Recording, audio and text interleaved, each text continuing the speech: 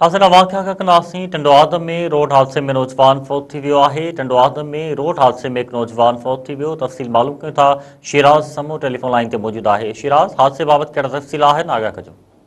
जी, ही टंडवादन शहर जे चानियापाड़ जो रवासी ऐं पोस्ट ऑफिस में मुलाज़िम हो 25 सालनि जो नौजवान अमीर अली डेरो, जेको शहदादपुर रोड ते बेरानी शाख आहे, उते कंहिं नामालूम गाॾी जे टक्कर में ज़ख़्मी थी पियो, जंहिंखे जेको आहे गुज़िरियल राति जेको आहे खणाए तालका अस्पताल पहुचायो, जेको उते दाख़िलो हो। उनखे डॉक्टरनि ॿुधायो त हुनजी टंग भॻल आहे।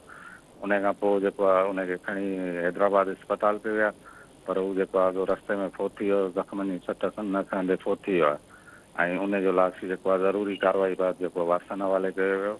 लाश जेको आहे उनजे घर पहुचण ते कोराम अची वियो। अञा ताईं इहा ख़बर न पइजी सघी आहे त उनखे कहिड़ी गाॾी जो टक्कर लॻो। बहरहाल पुलिस फ़िलहाल जेको आहे सो हादसे जी रिपोर्ट दाख़िल करे वरिती आहे। FIR वग़ैरह केस वग़ैरह या का गिरफ़्तारी अमल में न आई आहे। जी शिराज समूह, महिरबानी तफ़सील ॾियण जे लाइ।